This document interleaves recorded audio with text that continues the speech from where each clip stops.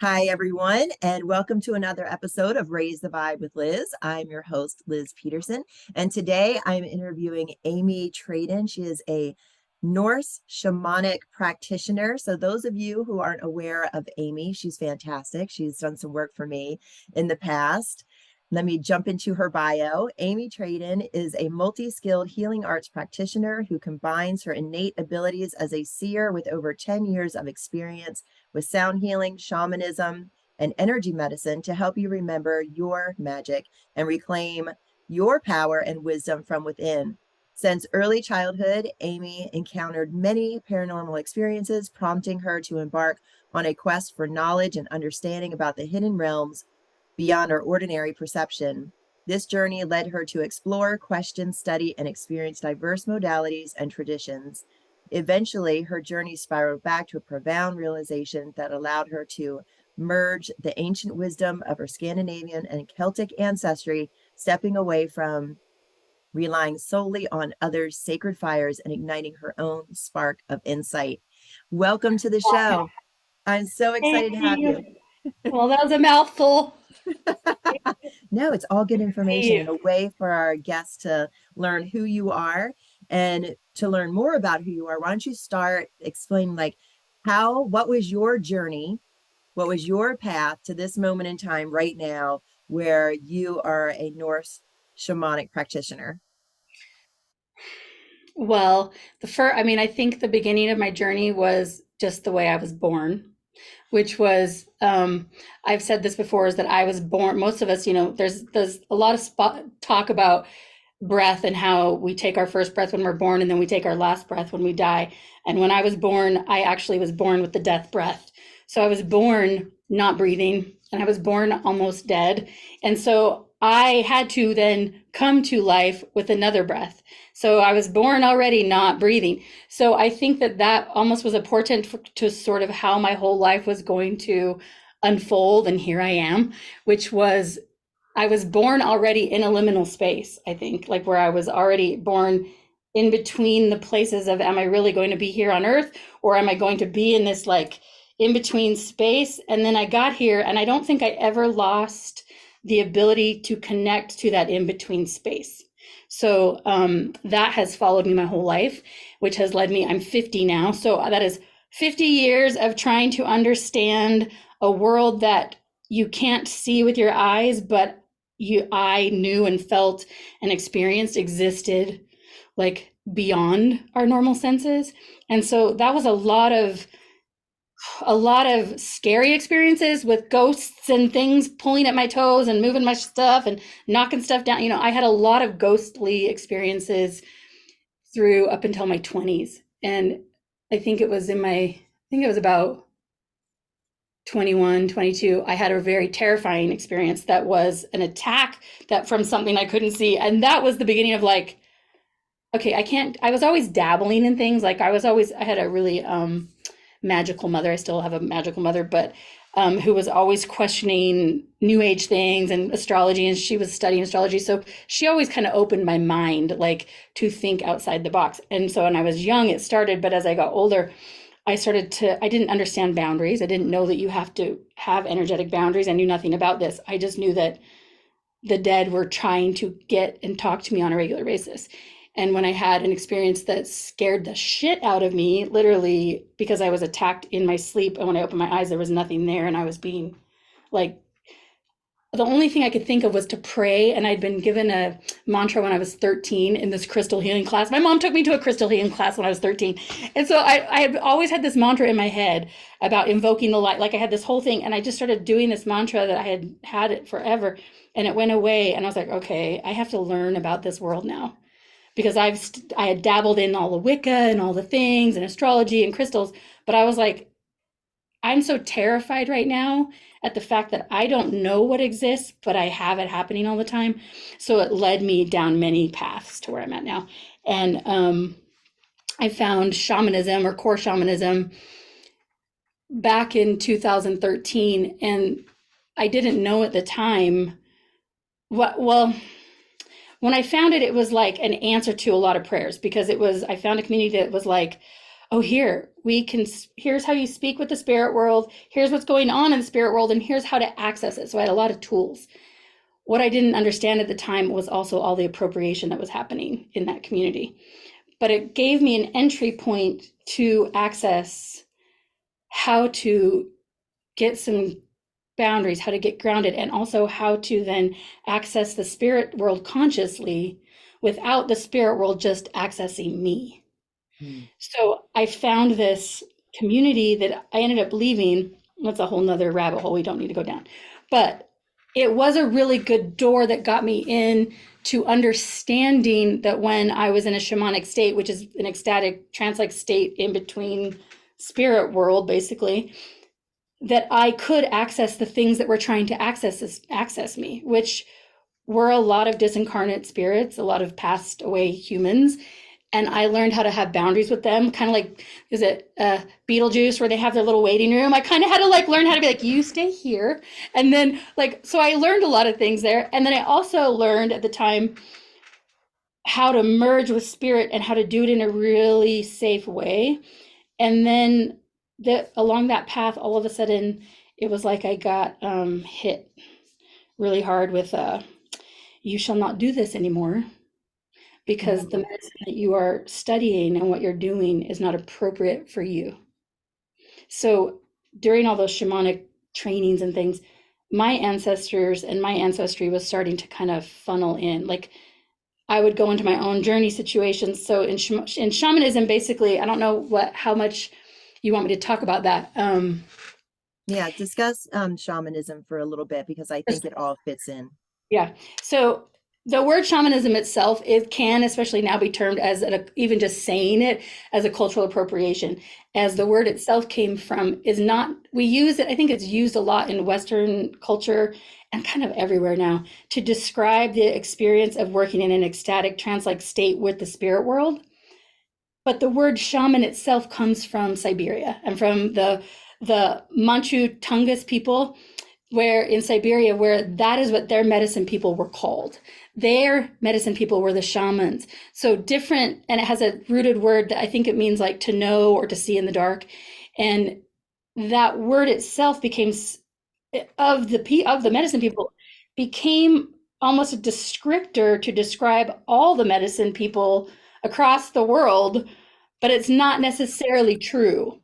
So like and what I was learning, in the original when I first stepped into it was a lot of Lakota, and it was indigenous American medicine, which is not shamanism. That's they called it shamanism, but I'm like, but if you actually look at it, indigenous American medicine is not, they're not shamans, they are medicine men, they're medicine people.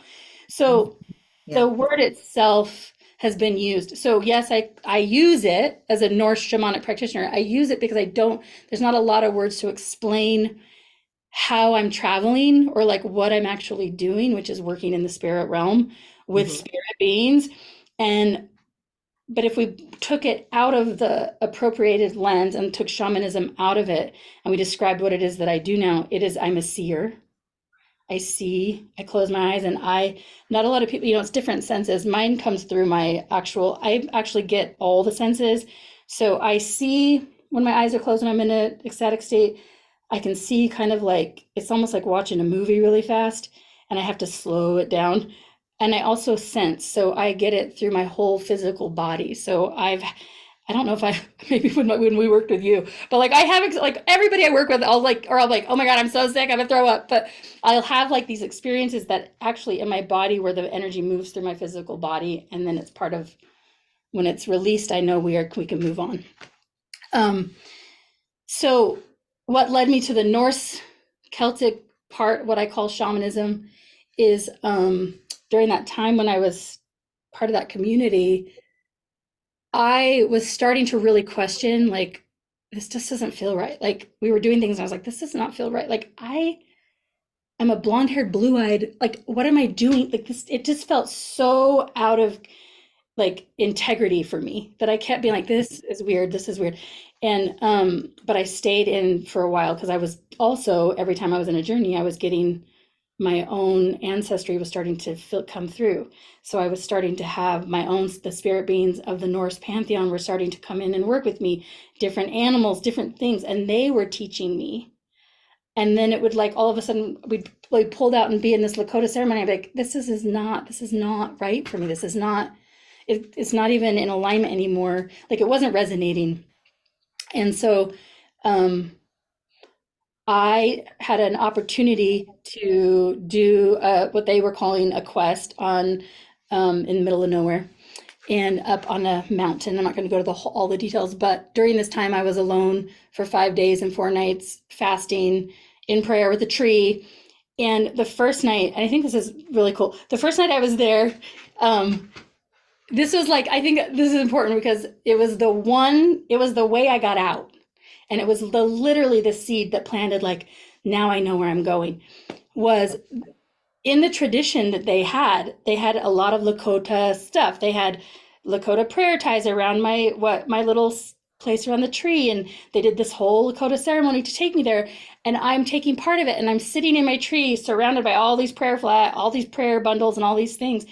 And when everyone left me there and I was alone, I just was like, okay, I started to look around. I'm like, everything was set up wrong. I was like, the directions are not right. Like, I was like, something's not right. And so I realized like my whole thing had been set up backwards. The directions of the prayer ties, there were the color of the directions. They were not the right way. And the way I had begun to set my space was correct to the direction. So I was like, okay, something's already off. And I'm like, I'm already being pulled out of what they're telling me to do.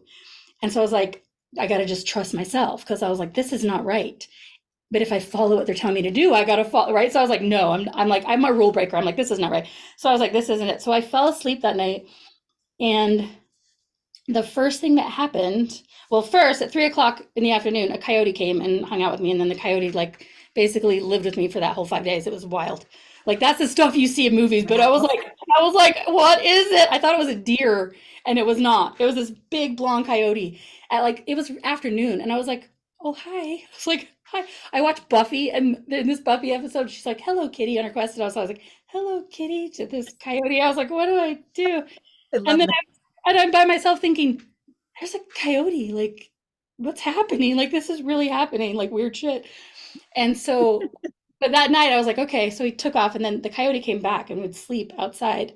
And then they would call to each other. It was wild.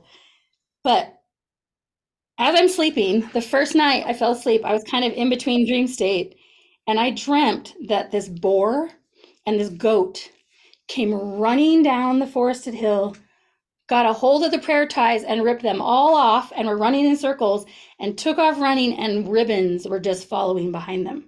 And I was like, and I woke up thinking, and it was pitch black, and I kept thinking, oh shit, like, what just happened? Like, it's all like it's over. Like they took it all off. And then I got scared. Like, am I safe? Like, what's happening? And I was like, everything was still there, but it felt as if I had been released from anything that was tied to the community or to the intention of that community that had to do with that medicine. And it was now fully my experience.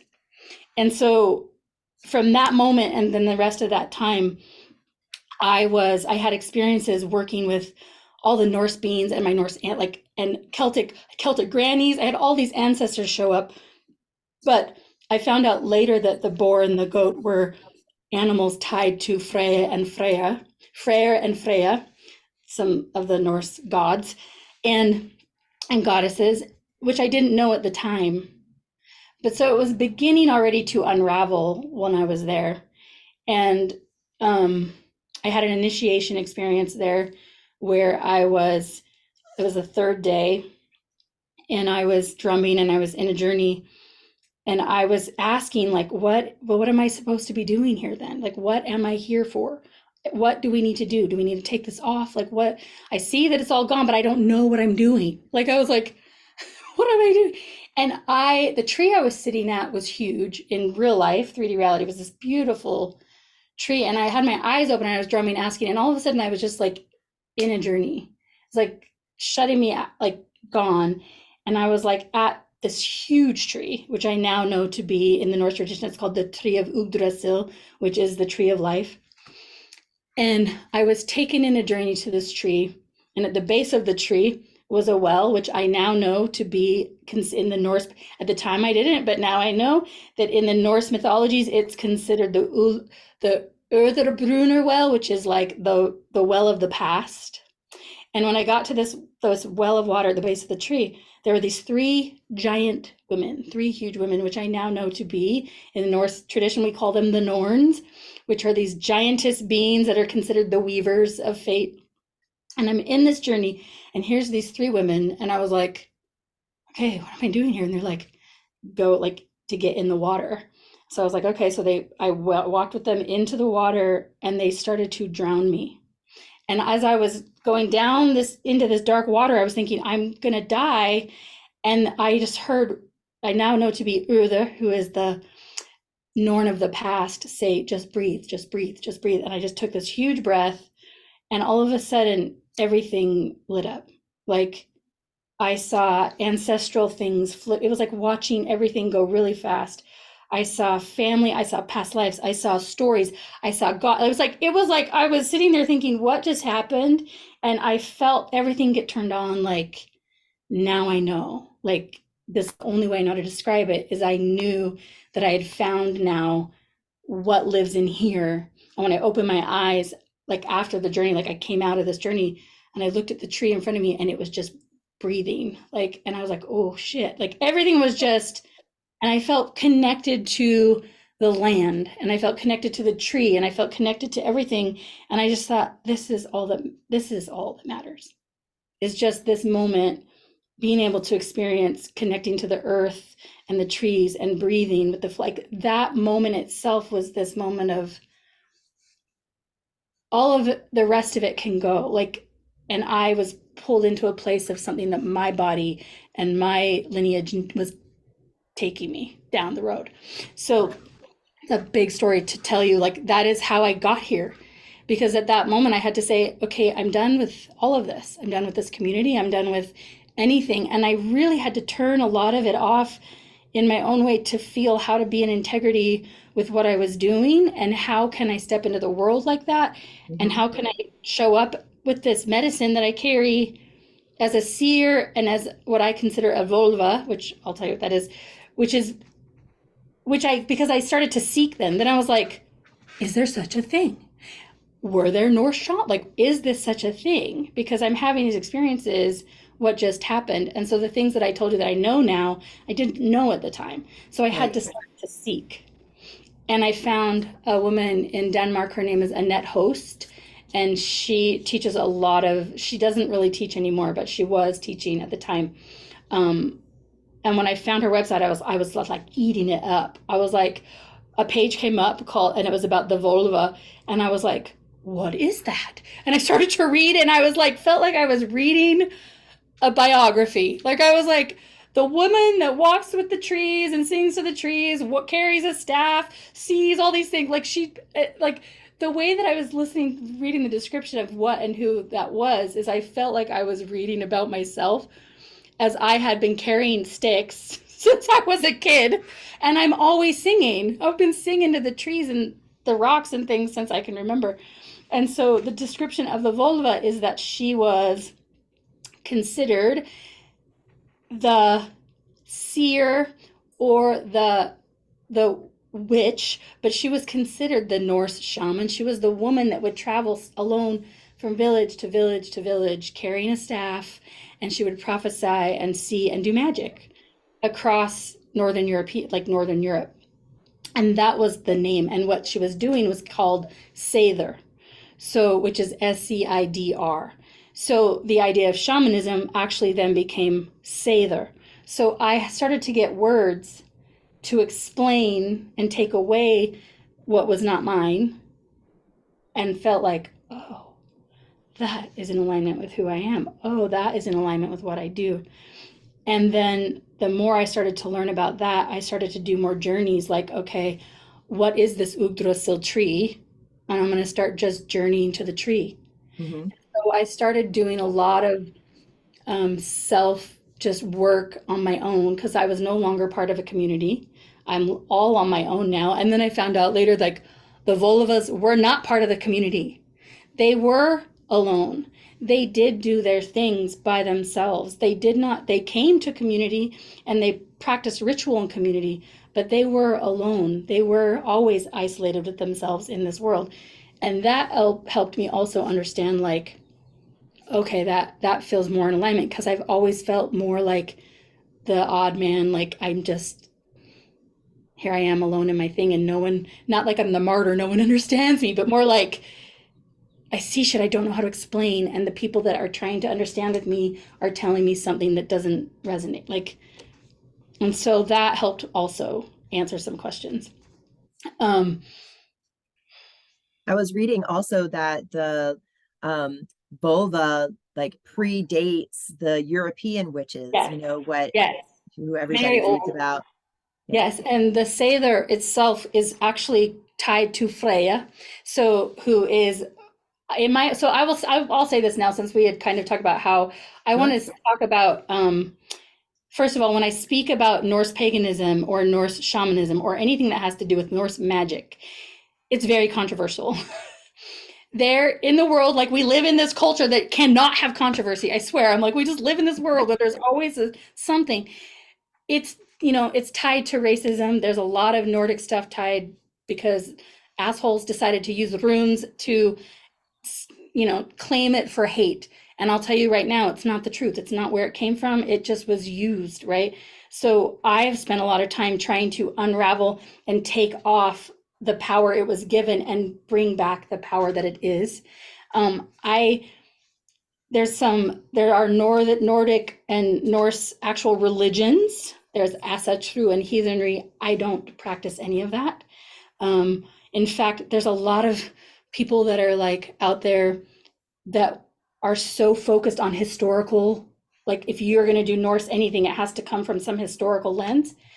And I always think, but what historical lens? Because if you start to research or learn, you'll realize the only historical lens they're going by, because old ancient Nordic Celtic magic, all of these things, nothing was ever written down. It was always spoken, it was sung, it was spoken in metaphorical poetry. Things weren't even literally spoken in literal terms. Things were in metaphors to make it even more magical. So what we have are these books that were found, I think, in the 1600s, that were from the 13th century in Iceland. They were found, written by a man named Snorri Sturluson, the Prose Edda, the Poetic Eddas.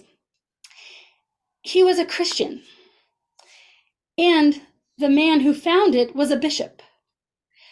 So what they did is they'd have all these books that were written, but they were written at a turn of the century where Snorri was this poet trying to write information down to keep the myths alive, and to also to remind people that were in Iceland at the time about their myths and also how to speak poetically. So his books were written in a way so that the idea of how prose and poetry was spoken wouldn't get lost. Mm. But it was also coming from a lens of a Christianized pagan.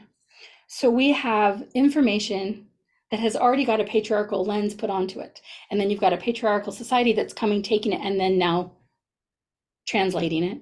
And it's been translated over and over and over by different people. And now we have religions popping up that also follow these things. And if you are doing anything magical, if it's not historical, then there's criticism. And I'm always like, I will practice alone then, because the truth is, there is no historical proof of any of it. It's literally taken by a human's lens. And so you have to take that lens off and look at it from a different perspective. And that is what I've spent a lot of time doing, is like, do I really follow Odin? No. Do I follow Freya? I actually don't follow any of them. Like, do I have a relationship with them? Yes. Are they beings that I bow down to in that type of way? No. Are they beings and spirits that have a lot more information than I do? Yes. And so when I go into a journey and ask for who needs to talk to me, they come in and teach me because they have the information. That's where the information lives. So when I was searching out how to follow this path, or who am I, what am I doing here, and what am I supposed to do with this? it was through more journeying. It was through more time outside. It was really through, because of that experience of connecting with the tree and the Norns, that experience led me to realize that I had to just be outside all the time. Because the more I was outside communing with the trees or the mountains or the river or the flowers or the things that were outside, the more information I got, which was how to be in relationship. And when it came down to it, that is what I'm here to do, is how to be in relationship with the world. And also that includes then in relationship with the spirit world and with all of the things in between. And so I have a better understanding of that now, of what that means. And it's part of my practice, is how when I'm doing healing sessions or we're working with people, I have a relationship with these beings that is built on reciprocity. It's built on respect and reverence. It's not built on like I was saying, like there's this idea that they are these above beings. It's built on a respectful relationship that they have more information than I do. Right? So, Yeah. and if I want that information, the Norse beings, they love gifts. So like what I've learned is they like things. They like sacrifices and altars and all the things. But I think that that's just from my own experience that I've learned, like, oh, they like these things.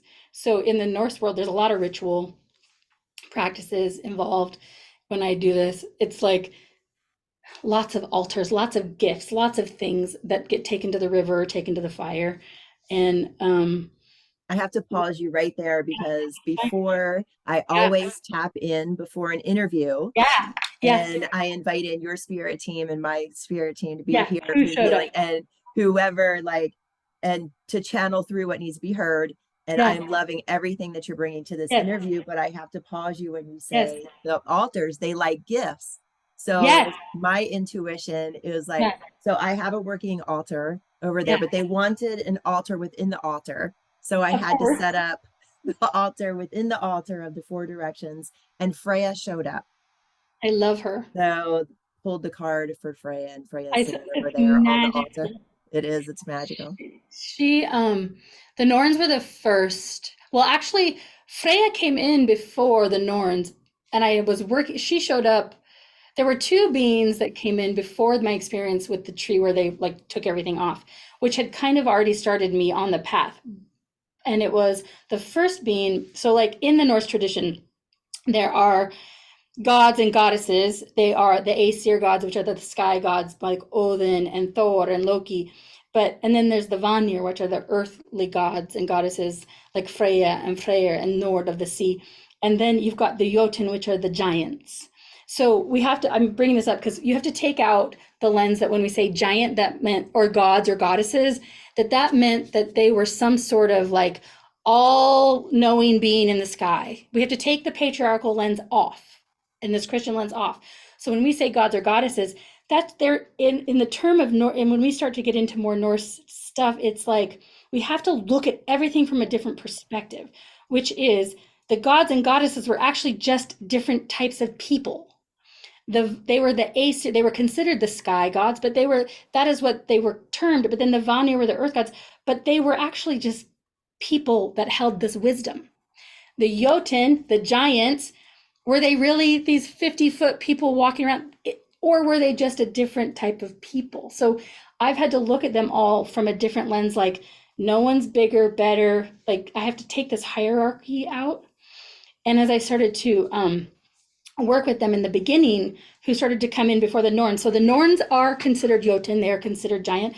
They're also considered older than any god or goddess. And they are the oldest of the beings because they are the weavers of the fates. So we have Urda, who is the past. She weaves and works with the past. We have Verdande, who works with the present, your present lifetime. And then you have Skold, who works with the future, because we always pulling the web towards the future. These Norns, they're the oldest of all the giants, and they came in for me before two others came in before they showed up. The first was Hel, which cracks me up because she's a Jotun, she's a giant, and she rules the underworld that is the ruler of death. She is not an evil being, which most people would associate hell because they have this patriarchal idea that hell is this evil place you go. Hel was a daughter of Loki, and who was a sky god, and Angerboda, who was a giant. She and Loki had a few children with Angerboda, and Hel was one of them. Hel showed up for me in a journey when I was doing some, I don't remember what it was. It was a journey to the dead. Somehow I ended up, I think I was, because I was trying to understand why the dead are always talking to me. Like, I was like, so I'm like, I have to go find out where do I go here? And Hel showed up for me. And when she did, she showed me she's not this evil, like, right? She's this amazing female being who's half dead, who helps and rules takes care of all the dead people that didn't die in battle, that died of just normal, natural human causes. And so Hel showed up first, and she showed up, I think, because of the way I was born, which was already in her world. And along my life, in my lifetime, the amount of death I have experienced from the time I was 3 until even now, it was almost every 3 or 4 years I was having and not just like, I was having very close, close personal relationships, people dying from the time I was 3, then I was 8, like just on, it was just like this. And so part of my seeking also was like, how do I understand death? Because I'm surrounded by grief and death. Like, I had to learn about grief. I had to learn about death. I had to learn about this. And Hel came and was like, let me teach you. So she showed up first. And then after her, I did a journey and met Freya. And when Freya came in, she was like such a different energy. She was this energy of pure magic and like badass. She's like warrior, badass, ultimate feminine of all the aspects that I can think of. And she is also the ultimate mother. And when she showed up at a time for me that was like cloaking me, like, you're mine. Like, you are now a daughter of mine. And when that happened, it was like, oh. So those were like the first seeds. And then when I met the Norns, they were like, we're done. You already have all this stuff. Like, get out, like, you don't need all this other stuff. And so what I noticed was working with Freya is that when I started to do a little bit more research, but then also when I started to just work with her, she is the mother. She's almost like, in my opinion. So I will also say anything I say here is my experiences and my opinion. So anybody can be like, whatever. She is, to me, what I have found is the beginning and the mother of all magic. All Seer comes from Freya. That means any kind of altered states of consciousness or trance work and how you do it comes from her. Mm-hmm. She was the beginner. She is the one who taught everyone else how to do this magic. So Odin learned from Freya. So that's why when people follow Odin, I'm like, I love Odin. He is a wise, hilarious old man. Let me tell you, when I've met him, he's like a grandpa that's like teases you, this like salty old dude. But everything he learned, he really learned from her. And there are a lot of people that'll argue me that. I can think people historically would be like, oh, really? And I'm like, yes, really. Because I don't look at it through the lens that there was this patriarchal overarching energy. I'm like, there's a different nurturing wisdom keeping that belongs to the feminine, and she offered that. And so working with Freya really over time after the Norn, I'm like, so I kind of work with all of them, but well, no, I work with specific ones. There are so many beings out there that you could work with. So I work with the ones that show up and when they show up. So Hel, Freya. I also noticed I work with a lot of the giants. And so there's a lot of like mythology around that, where the giants are like the bad ones, and then you've got the gods and in the Marvel universe, like the giants are the bad ones, and then you've got the gods and the goddesses, and they're going to fight at the end of the world. There's Ragnarok. There's going to be this whole thing where I'm like, actually the giants are actually really wonderful, magical beings. They were like, and for some reason, they are the ones that talk to me all the time. So you've probably got there's people out there. I feel like there's probably people out there that work in Norse things that, they work with all different, a lot of people that work with Loki or different beings, different gods, goddesses, but for some reason mine always get pulled into the giants. And it started with Hel, who is the daughter of a giant. Loki was working with her a while, but then it became more his children that I started to work with, which was Fenrir, who is this big wolf, or the serpent that lives under the world, the Jorgamanda. There's like, I just realized there's so many giants that I work with. Skadi, there's like all these beings that come in, and I'm like, oh, it's another giant. Okay, obviously. And I found out, I started working with this. And when I say these things, I'm working in this weird, when I say I'm working with them, I'm like, my eyes are closed and I'm just walking around in this other world. And I've recently started working with a new being. Her name is Mengloth, and she is a giant. And I found out that she was the healer of the giants. And I was like, there's this whole Wow. world that people don't even speak about. And I'm like, here she is. And she holds so much wisdom of healing, like physical healing, mental, emotional, spiritual healing. And she's not talked about a lot. You don't hear about her a lot. And she's fascinating. Like she's like the midwife medicine woman of the giants. She's pretty cool. Um, what else do you want to know? I can talk about this stuff for hours and hours. It's such a I love huge, that. And not too many people talk about the giants, right? So I'm oh, glad right. that you're bringing that up because you're bringing in information that people aren't used to hearing, which They're I his, appreciate. yeah. And our Yeah, listeners are we going to hear a lot. appreciate too. We do hear a lot about Odin. I know that, even when I've had some clients that are like, well, what's your relation? I've had some clients that love that are really into the Norse stuff, and Mhm. they're expecting to see Odin, or Odin is his name. And I'm like, you probably won't see him with me because that's not, unless he is there for you. So Odin has showed up for people. There's one person in particular that I've worked with, and he was like, oh no, this is like, he had claimed her. That was her thing. And I was like, that's great. So when that happens, I'm in a really neutral state. I can't go in and control that. So when he's showing up doing stuff, I'm just stepped back going, okay, let's just see what happens. Like, Yeah. what's um a lot of the beings that came with me were these giant, like what I was saying about the giants, and a lot of them were female in the beginning. I had a lot of really feminine, warrior, nurturing, all of the things that are tied to really this wonderful aspect of the feminine, but then also this, and I don't like to, I say divine, but I also am somebody who tries, I guess it just comes from my own understanding, is that from the lens of this hierarchy, that something is better than the other, like something is divine or bad, like there's the divine feminine and then the toxic, and I want to be like, no, they're all aspects of the feminine. It's just where are we entering it?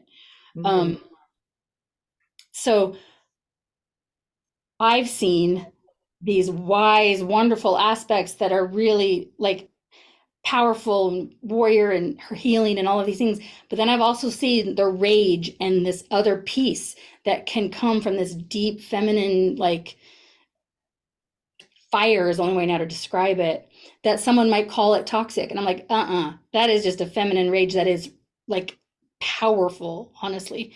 So in the beginning, it was all of this feminine energy and the whole spectrum of that. And then things were starting to feel really off balance for me. And I was like, okay. And right when that started to happen, cracks me up, because when I say this, I was like, cracks me up so hard. I was like, oh, who's going to show up now? Thor. So when Thor showed up, and it was not Chris Hemsworth, although I was like, what? Not Chris Hemsworth? Oh no, this is a huge giant man with this big old, like, the hilarious, Thor is hilarious to me. But when Thor showed up, that changed the direction of my actual practice for myself and with others. And it changed so many things. He brought in this balance for me that I hadn't had. And not only did he bring in this balance of, I'm trying to figure out how to describe the words that explain what that felt like. Um, because he can hold some of that rage and all of this really heavy warrior energy in a different way. That's the only way how to describe it. Mm-hmm. He holds it in a way that doesn't feel that it wants to like act out. He holds it in a way that he's like, oh no, I just have this. But then he also has this really lovely, nurturing, kind energy. So, but when he came in, he took some of the things that I was feeling that were throwing me off balance and just was like, this is how we do this. And he showed me a lot about working with electromagnetic energy, surprise, but in a way that I had never known before, like how our energetic boundaries work and the electromagnetic fields so like the fact that Thor could come in and show me that, I'm like, okay, this is just wild. But he's like, of course I'm going to be the one that shows you this. Like he deals with anything that has to do with EMF. Like he's just shows me how to do it, how he works with our fields, how we bring ourselves into center, how to keep really strong boundaries. And so I was like, okay, I would never have known this about Thor. I would have been seeking that from someone else. So that was really cool. That And is cool. he's changed a lot of the way I do clearing work, because he's like he can get into boundaries in a whole different way than I ever had seen before. And so that's something cool. I don't think Thor ever came in when we worked together, because I wasn't working with them. Mm-mm. And Yeah. he's like super awesome. Nice. I also kind of want to Yeah. dive into your initiation process that we were Oh yeah. talking about Yeah. before the beginning of the Oh yes. recording. Because I think Um, that's important. A lot of people are experiencing initiation. They might not know what's going on. So let's dive into that and your experience and what initiation is. um, so my experience with initiations have not been fun. I think there's a lot of romanticism and a lot of like, I think that when we think about, I mean, a lot of people are seeking. There's so much seeking going on, especially since 2020 happened Yeah. and everything sent everybody into this like, what do we believe? What do we want? Like when we were faced with death, right? 2020 showed up and I was like, everyone's gonna have to look at their mortality now. That began, it like set off a spark for people to seek harder than they ever have. And in that seeking, a lot of people started to throw off old belief systems and things tied to old religion or tied like spiritual abuses. Things started to be uncovered, and more of this like, how do we find this more authentic way in what we believe? Paganism is starting to really make a comeback in the new age world, almost like Yeah. everything is starting to come back. So people are seeking. Well, what's happening is people are also waking up. And when I say that, they're just remembering. People are starting to Yes. remember, right? People are starting to remember their ancestral lineages, because what's happened is when we got faced with this mortality, the ancestors are all around, are like, we've got to help, like we've got to step up for these people that are like actually now help, help, help.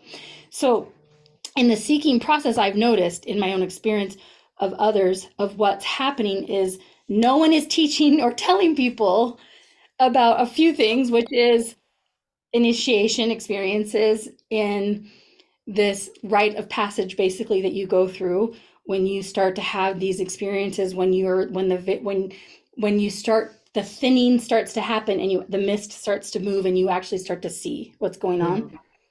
When that starts to happen, when your lineage starts to come in, when all of these things start to happen, it can be very destabilizing. And in the destabilization, it can cause mental breakdowns, spiritual breakdowns, like mental health issues, but also physical illness. And so in shamanism, they call it shamanic death. When you're going through an actual physical illness that's taking you to the brink of where you honestly wish you were dead, or you are faced with your death, or then you have to come out. So I feel like when 2020 happened, it's almost like it was a shamanic death of the world. It put mortality in everyone's face. And the people that passed away, like a lot of people lost a lot of lives. But it was also what was shown on the media, when I'm like, people are dying all the time. Like, but what it did was it put it in our face a lot more than normal. And so my initiation process was over the years, from the time I was born, like I was saying, but also different times since I always had lung problems and asthma and things where I would be taken to that point where then I'm like out, no longer breathing. because I can't breathe because I have asthma so bad, and then I can't breathe, and then it takes me to a whole. I'm out of my body thinking I'm dying. So through my process, I've had many physical illnesses that have taken me to the point where I'm like, why am I doing this? Like, I don't even want to do this anymore if I can't ever feel better. And there's a lot of people out there that I see, especially now in this whole new age movement and all of the things that are happening, where there is a lot of speak about, healing your body through your vibration, which I am a believer about resonant vibration and dissonant. This is how I work. But just because I'm sick does not mean I am in a state of dis-ease and complete, which there's a lot of core shamanic teachers that say, well, then there's a lot of speak about the dis-ease. But really what's happening is it's a breakdown. It is a dismemberment. You are literally being taken apart to be put back together. And so initiation can show up like illness, or I've had illness, but I also was in had a horrible injury that required a surgery that got botched, that then I was in a car accident that literally took me out. The car accident situation happened right at the moment when I was being pulled out of that community, but I still was kind of like, I might stay in. And I was on my way to something, and I hit something at 30 miles an hour, stop traffic, which literally said, no, you are not. You're done, and we are done, and you are taking you out. And it was the one thing that took me out of that community. And I was forced to then be alone in silence for 3 months because I had horrible concussion. I lost my voice. I lost my lungs. I couldn't breathe. I couldn't speak. I could talk, but I had no voice. I couldn't Wow. sing. Part of my practice is song and using my sound and using my voice. And that got taken from me. So everything that I was like gung ho going for got taken. And I was forced to be with myself in a new way of silence that I did not like. I was like, and I fell apart. It literally dismembered me completely. And during that time, and I speak about it as initiation because to me it was a rite of passage. Everything that I thought I had known got taken from me. Everything that I thought I was learning got taken from me. And I really was like, what am I doing here? Why is this happening? And in that time frame is when I began to really have to lean into nature, being able to get out and go for walks and be in nature with my eyes with sunglasses because I had a horrible concussion for months, out of the sun. But in those quiet times, I was reminded of how to reconnect to just the simple of all of it. Because I can talk about all of these wonderful, magical things that happen. But when it comes down to it, the simplicity of it is we have to get to that place of the void of the nothing, which is what we could call nothing, which is taking all of this away, taking all of the stories, all of the history, all of the things we're seeking and letting it go and just being 100% in nature with yourself in relationship. And I feel like initiations force people into that place. And so, and then you get to come back out. And I don't think it just happens once. I think it happens over and over and over. Mm-hmm.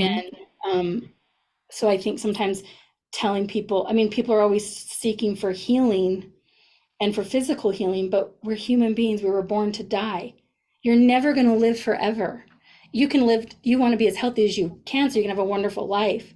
But if you constantly live in this state that you're always trying to perfect everything, you're missing the whole point of being human. And so I always want to look at like, okay, just because somebody's ill or has an issue, it doesn't mean that they aren't a spiritual person or they're not having a spiritual experience. It means that they're going through something that is teaching them more about their humanness and then where they're going to go from there. That's my little dog. She's like, yes.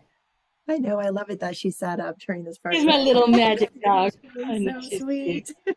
So I think initiation is part of the process of any, and but it also depends on your weight, like what you're seeking, right? Not everybody's wanting to do this practice for others. Right. Not everyone needs to. And I do think that's also important to say is that as people are seeking, we start to uncover these things and discover these wonderful things. And people automatically think, okay, now I need to be a healer. I need to be a Reiki master. I need to do all this. And part of me always wants to say, hold on, slow down.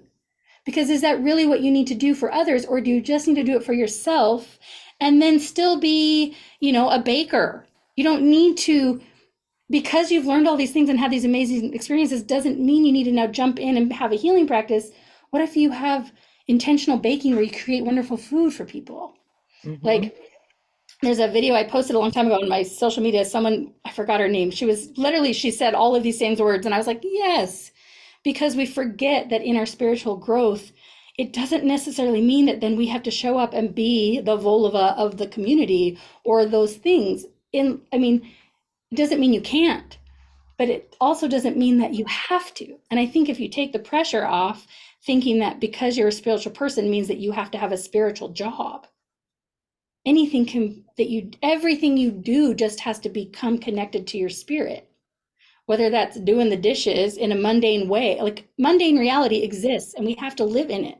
And if we don't live in this mundane world, we throw ourselves off completely. So I think that we do go, depending on, like, so initiations can happen, not for everybody. That not everyone's going to go through some horrible illness or accident. Some people might just go through a depression or a feeling of destabilization until you can kind of get yourself back to, like, okay, now I can just look at the world from a new perspective. But it doesn't mean then you have to then hurry and go take a weekend workshop and become something else. Right. I posted last night, like, healing yourself heals the collective. Yes. Period. Like, you don't have to do anything else. Like, No. your own personal I'm work. like, sometimes I think, I do this for other people, but sometimes I think, like, what if I just stopped doing this for other people and I literally just focused on, maybe I'm just going to work on the trees for a year. Yeah. Like, the earth itself she's going to survive whatever happens to us. The earth is going to either shake us off or, she doesn't care. I'm like, this doesn't take our responsibility away. I'm not saying that. I'm just saying, like, I think what I'm saying is that there are so many places we can send our energy that we don't have to necessarily make it our practice. It's become my practice because it chose me almost, and I said, okay, I've said no many times, and then I always am back in it. But I also have times where I'm like, I just need to be in the mundane world now. Like, I didn't even practice for, like, I think we spoke like 9 months ago or something. I stopped my entire practice to deal with a grief of a loss. And I was like, I don't have that energy for other people. I have to take care of myself. And in that, I'm going to work with grief. And if I'm going to work with the grief with myself, we'll work with the grief of the collective at the same time. And we'll just move that. And that's how I'm working. I don't need to get paid for it. I don't need to show up and do that for somebody. And no one even needs to know I'm doing it. Right. Like, I think we forget that I think it's forgotten because of where we're at right now in the evolution of everyone's minds are actually really expanding right now. And so it gets really exciting. Of course it gets exciting. We want to share these crazy magical experiences. Mm-hmm. But also there's something really powerful about just having it with yourself. And, like, sitting, like the other day, just sitting up at the river, and I had an experience at the river that I thought, whoa, like, things were happening, but I will share some of it, but I don't need to share all of it, because the truth is, the more I learned in that community that I was in, that we just shared everything. And I kept thinking, but if we share every single thing, it felt like it was pulling the sacred away from it. I was just getting ready to say that. There's a part of it, like, I share my practice, but I don't share all of my practice or all of the things I experience, because some of it is sacred to me. Right. Well, a lot of it is sacred. Like, these things I've shared with you are awesome because they're like ways that I got into it. But there are things that happen in those journeys that I would never speak out loud. First of all, because I think it would freak people out. And second of all, because they're really sacred to me in a way that if I said them out loud of everything, I feel like it loses that power, because our words can get changed or seen in a different way from someone else's perspective, when I want to keep that fully here. And I think that is in alignment with, like, people going through these experiences of how they're seeking. So that just brings me around to, I think that part of my practice itself is really focused on helping people that are going through these big changes, or that I've got a lot of people that come to me that are like, I'm starting to see things or hear things. I'm having these these awakenings, and I feel like I get a lot of those people. And what I try to stress is, okay, let's work with energetic boundaries first so that you can create. No one taught me that in the beginning, and so things were coming at me all the time. Plus, not just with in disincarnate spirits, but with the spirit world in general, and all the things that exist beyond what our eyes can see. Like, energetic boundaries are really important. And what does that mean? And how can you have them? And how can you strengthen them? And the more stronger that, but you also don't want them too strong anyway. But like, how you work with boundaries in general, whether too strong or too thin. But I also then try to help people find their way back in, to take out the pressure of, well, now I need to go, what am I supposed to be doing with all of it? What if it's just to find a remembering of who you are so that you can just be in the world, okay, loving yourself and having this human experience? So I do get a lot of also healers that come to me. I get a lot of people that are in this world doing this thing, and I love it, and I hope that sometimes that I can help teach them some better boundaries or whatever, or they teach me, like we teach each other. But I also work in this place where I really think it's important that we find the place to slow down. So in all of that, speak about integration, or about initiation, and all of these things that are happening and how everyone's seeking. I'm always like, slow it down. Find the space between in your awakening or in your remembering to let things integrate into your actual being and be in the mundane world. And the more you're here, the more you're going to see the magic in the fact that we're talking on a computer screen through space and time. Like, that's magic happening right now, right? Like, Yeah. I think it has to only happen in this other way when we slow down and look at, like, wow, or if I look at a stapler on my desk, I used to think, oh, well, that's actually pretty magic. It's a tool that actually is made from metal that hooks things together. Like, you can look at mundane things and find magic in them, but you have to open your eyes to realizing that magic doesn't have to be a smack on the head and you're like in this altered state of consciousness. It can be as you're walking in your daily life. And the more you allow that to integrate in, the more your initiations aren't going to be so hard. Like, Yeah. the more you're like, okay, you might have a really crazy spiritual experience that's an initiation that opens you up, and then let that settle into your being. Just like, and I got forced because no one told me this. No one said at the time, slow down, Aimee. You're learning a lot. Let it seep into your being. Instead, I was like, I gotta learn more. They were like, no, you do not. You're gonna stop.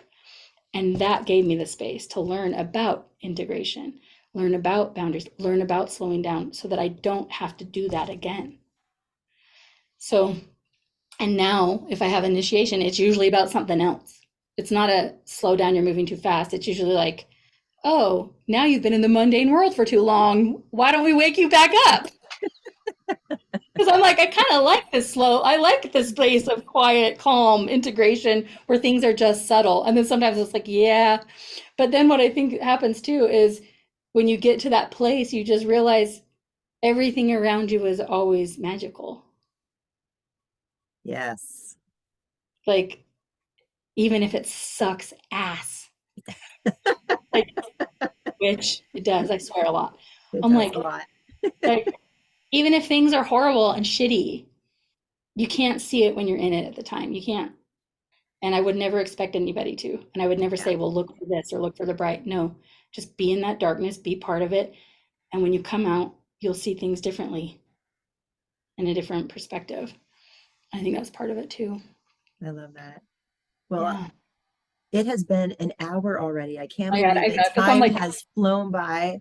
I think that that was a great place to end because so many people are going through an initiation and need to realize it's okay to be in the darkness and to yeah, not want to lift yourself up right away and just sit with it and just pause.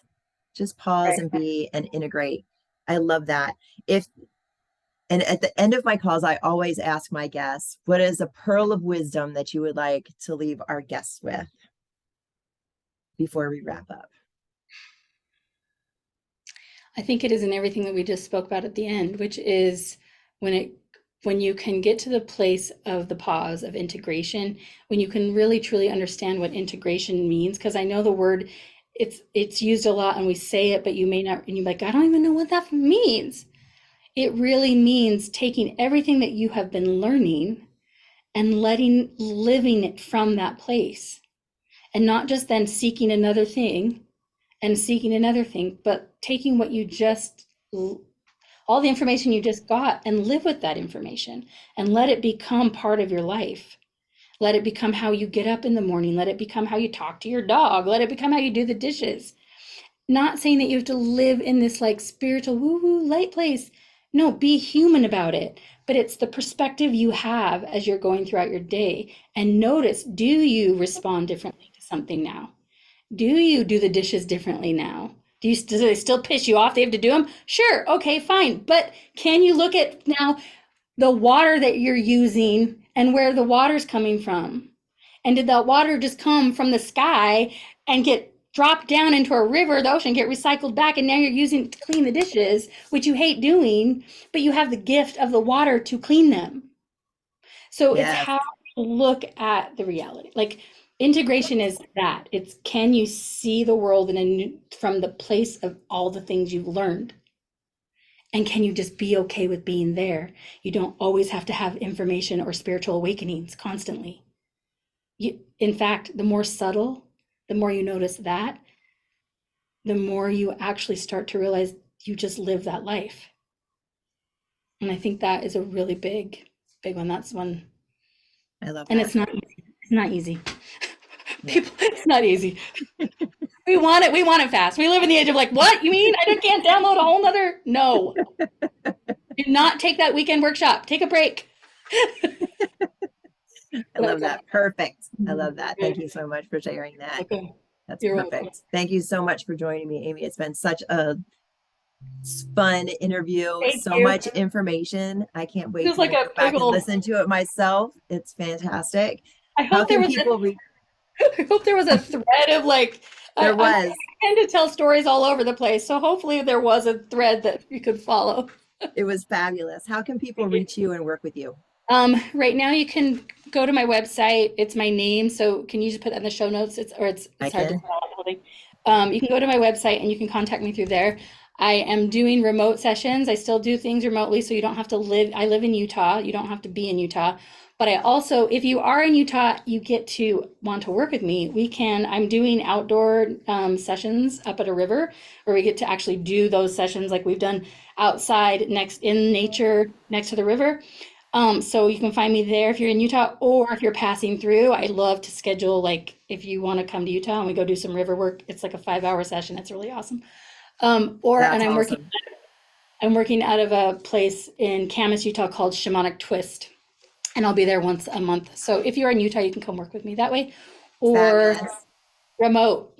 It works Yes, just remote works. You don't it have to does. be It really here. works. Yeah. AimeeTraeden.com for everybody. Thank And I'll you. have that down in the show notes too. Aimee, Thank you, thank you so Liz. much for joining me. It's been awesome. Thank Thanks. I you. really appreciate you. And thank you everyone for joining us today. Again, I'm Liz Peterson and this is Raise the Vibe. And you can find me on Facebook, YouTube, and Instagram at Raise the Vibe with Liz, or my website, Liz's Healing Touch. Thank you everyone. And remember to get out there and raise the vibe. Thanks everybody.